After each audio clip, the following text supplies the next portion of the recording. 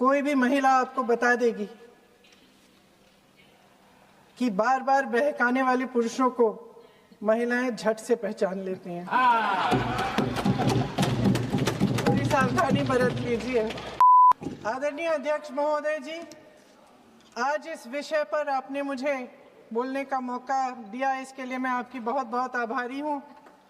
ये वो विषय है जो देश की हर महिला के दिल के का ही विषय है, इसलिए आज इस पे बोलने का मौका मिले, इसके लिए मैं आपकी फिर से आभारी हूँ।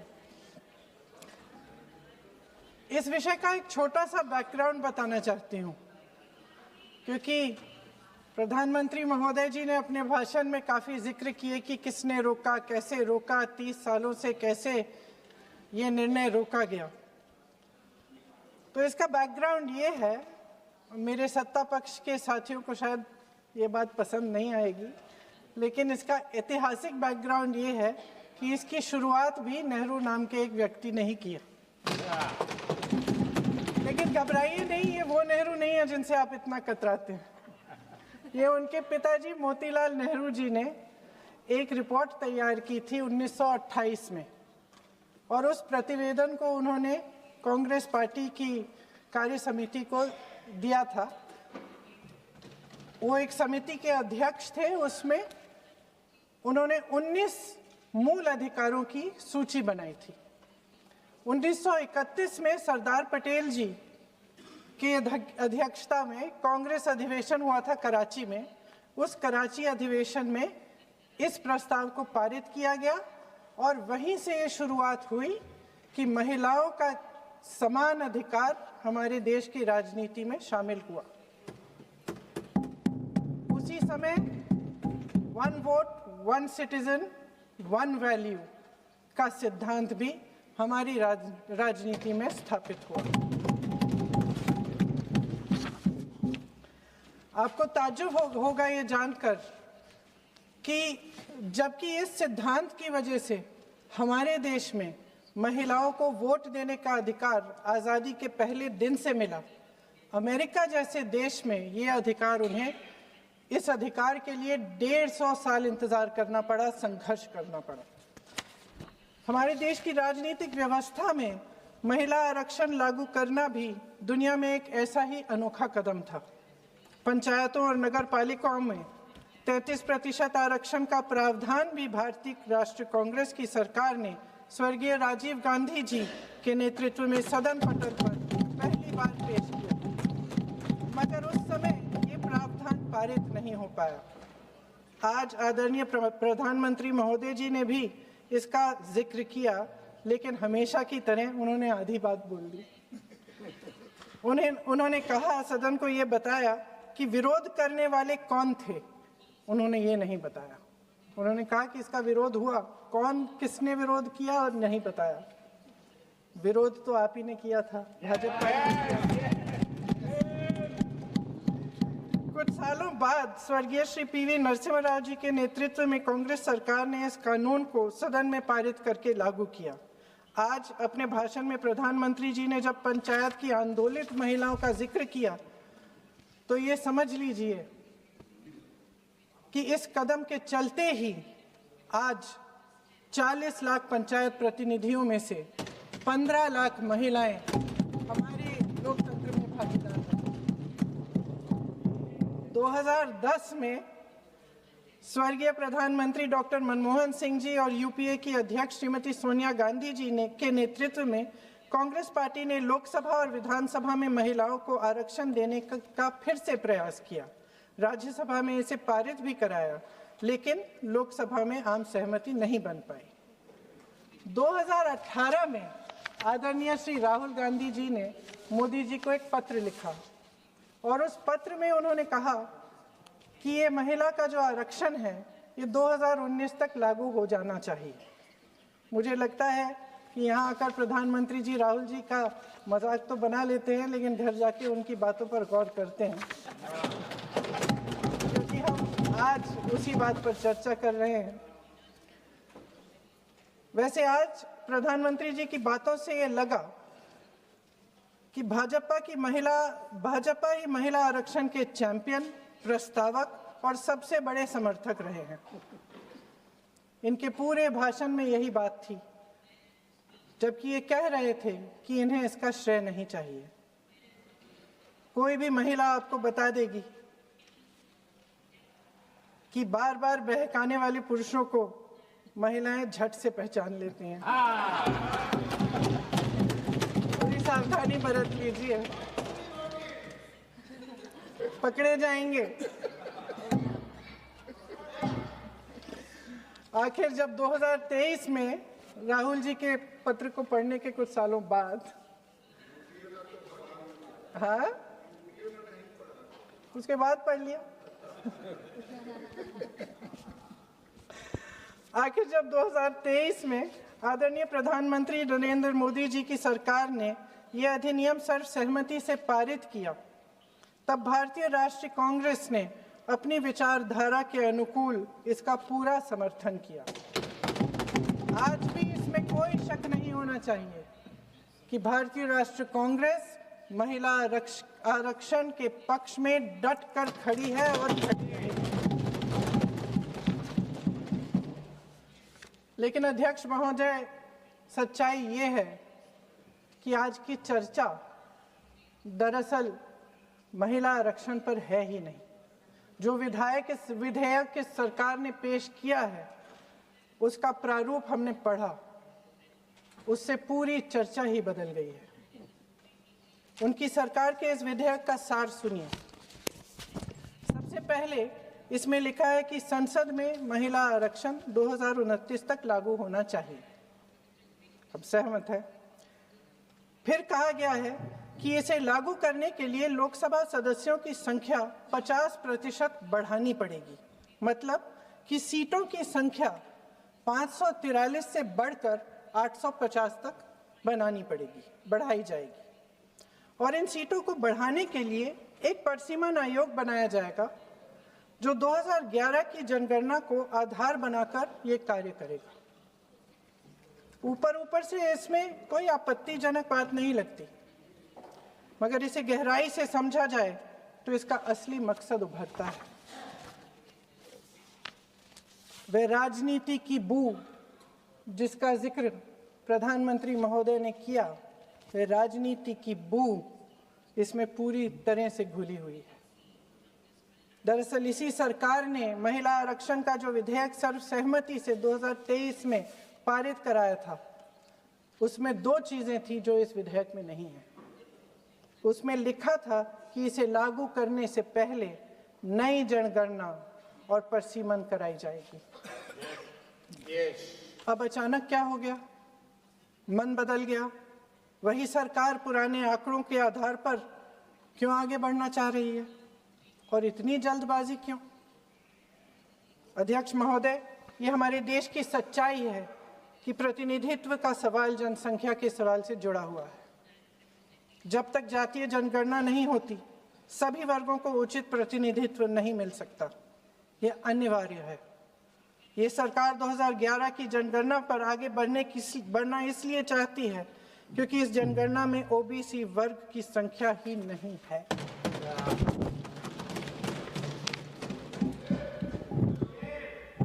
आज प्रधानमंत्री महोदय ने बड़े हल्के में बोल दिया कि इस वर्ग और उस वर्ग के बारे में हम बाद में देख लेंगे। कौन सा इस वर्ग, कौन सा उस वर्ग? ओबीसी वर्ग की बात कर रहे थे कि हम बाद में ही देख लेंगे इसके बारे में। ये हल्के में नहीं लेना चाहिए अध्यक्ष महोदय। एक बहुत बड़ी संख्या है, एक पूरे वर्ग का परिश्रम है, एक पूरे वर्ग का संघर्ष है।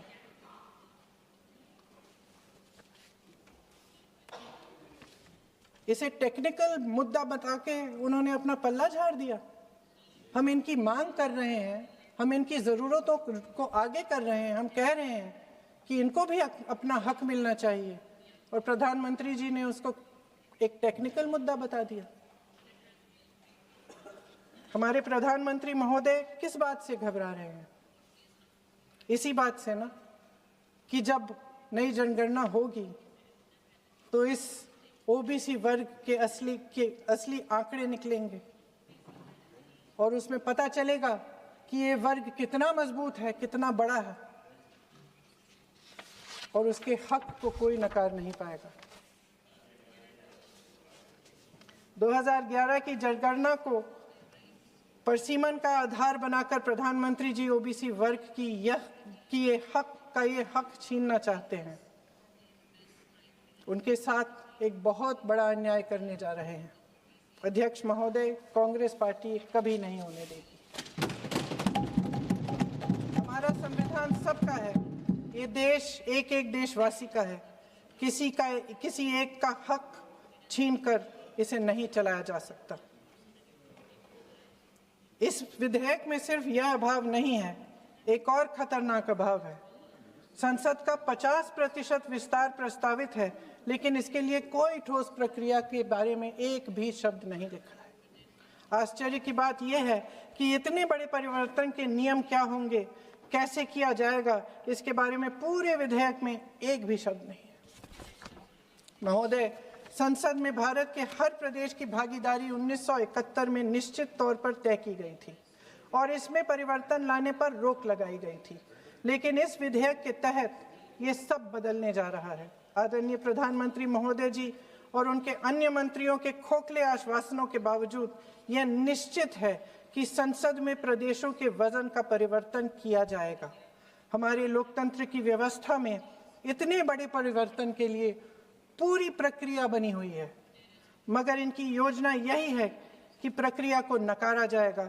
जिस तरह असम में इन्होंने मनचाहे सीटों को काटा पीटा, विपक्षी दलों के नेताओं की सीटों का विभाजन किया और अपने राजनीतिक फायदे के लिए नई सीमाएं बनाई, उसी तरह ये पूरे देश में इसका मतलब ये है कि परिसीमन आयोग में सरकार द्वारा चुने गए 3 जने इस पूरे देश के प्रदेशों का वजूद, देश के लोकतंत्र में उनकी भागीदारी और उनका महत्व तय करेंगे। लोकतंत्र को खत्म करने की शुरुआत तो इस सरकार ने चुनाव आयोग, न्यायपालिका, मीडिया और अन्य संस्थाओं पर अपना पूरा दबाव डालकर शुरू कर ही लिया था, मगर अब लोकतंत्र पर खुला वार होने जा रहा है। अगर ये विधेयक पारित होता है तो समझ लीजिए कि इस देश में लोकतंत्र खत्म हो जाएगा। अध्यक्ष महोदय, मौजूदा सरकार एक बार फिर इस देश की जनता की आंखों में धूल झोंकने का काम करके देश की अखंडता पर बहुत बड़ा हमला कर रही है। एक तरफ महिला आरक्षण की बड़ी बड़ी बातें, तो दूसरी तरफ गुप्त रूप से ओबीसी वर्ग का हक छीना जा रहा है और कुछ प्रदेशों की ताकत कम करके लोकतंत्र की धज्जियां उड़ाकर अगले चुनाव के लिए अपनी पार्टी की मजबूती का ढांचा बनाया जा रहा है। हंस रहे हैं गृह मंत्री जी, हंस रहे हैं।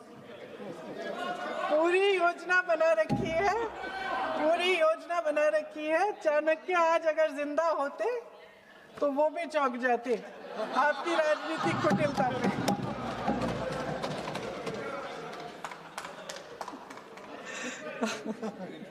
इन्होंने पूरी योजना बना रखी है। हंस रहे हैं, सहमत है मेरी बातों से। अचानक प्रदेशों में चुनाव के दौरान सदन की बैठक बुलाओ, कोई सर्वदलीय बैठक मत बुलाओ। विधेयक का प्रारूप सिर्फ एक दिन पहले सार्वजनिक कर लो ताकि विपक्ष को कोई मौका न मिले कि इस पे चर्चा कर ठीक ढंग से हो। मीडिया और पब्लिक में पहले से ही चर्चा शुरू कर लो कि मोदी जी एक बहुत बड़ा कदम उठाने वाले हैं महिलाओं के उत्थान के लिए। ये विपक्षी दल के जो नेता हैं कुछ समझते नहीं हैं, राष्ट्र के हित में कुछ करते नहीं हैं, विरोध करेंगे। बेचारे मोदी जी इतना बड़ा कदम उठाने वाले हैं, सबको इनका साथ देना चाहिए राजनीति से ऊपर उठकर, और ये कर करके विपक्ष को धर्म संकट में डाल दो। एक तरफ महिला आरक्षण और दूसरी तरफ आपको काट पीट करने की, पूरे ढांचे को बदलने की स्वतंत्रता, ओबीसी वर्ग को नकारने की स्वतंत्रता। अध्यक्ष महोदय, राजनीति में कुटिल होना अपनी जगह है, शायद हमें और थोड़ा होना भी चाहिए इस तरफ वालों को, लेकिन सत्ता बनाए रखने की महत्वाकांक्षाओं को परे करके देश के हित के लिए सही निर्णय लेना अलग बात। शायद हम आदरणीय प्रधानमंत्री महोदय जी से आज ये उम्मीद नहीं रख सकते, क्योंकि वह समस्याओं से घिरे हुए हैं। उन पर अंतर्राष्ट्रीय दबाव बहुत है। महिला आरक्षण जैसे ऐतिहासिक कदम को उन्होंने सत्ता को बनाए रखने का एक कमजोर बहाना बना दिया है। जाति जनगणना को नकारते हुए एक ऐसी संसद बनाना चाहते हैं जिसमें सिर्फ अभिव्यक्ति और चर्चा का ही अभाव नहीं होगा, बल्कि पिछड़े वर्गों और प्रदेशों की समानता का भी अभाव होगा। हमारी मातृभूमि की अखंडता का आधार है one citizen, one vote, one value. अलग अलग राज्यों का दर्जा बगैर किसी संवैधानिक प्रक्रिया के तय करना इस अखंडता पर वार है। इससे हम कैसे सहमत हो सकते हैं? अध्यक्ष महोदय, इन्हीं 543 लोकसभा क्षेत्रों में से महिलाओं को 33% आरक्षण क्यों नहीं दिया जाता? अगर पद खोने का डर नहीं है तो कुछ लोग अपना पद खो लें।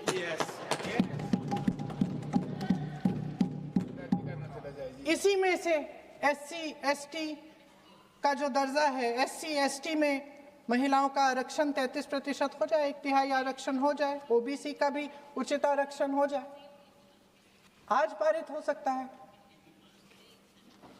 शुभ काम भी हो जाएगा, बेवजह प्रक्रियाहीन परिसीमन से देश का नुकसान भी नहीं होगा और काला टीका भी काम आ जाएगा।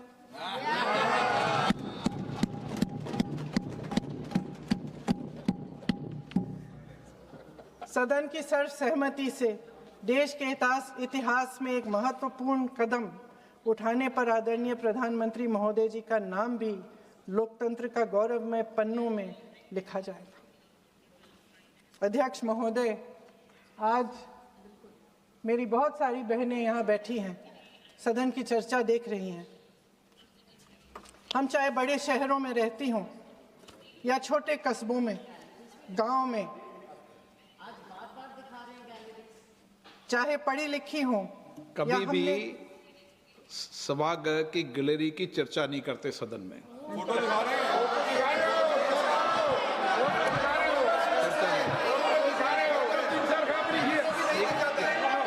एक मिनट महोदय, मैं थोड़ी अभी भी थोड़ी नई हूँ, मैं समझ जाऊंगी। प्रियंका जी, एक मिनट। माननीय सभासदों, सभा की सहमति हो तो सभा की कार्रवाई आज रात को 11 बजे तक बढ़ा दी जाए।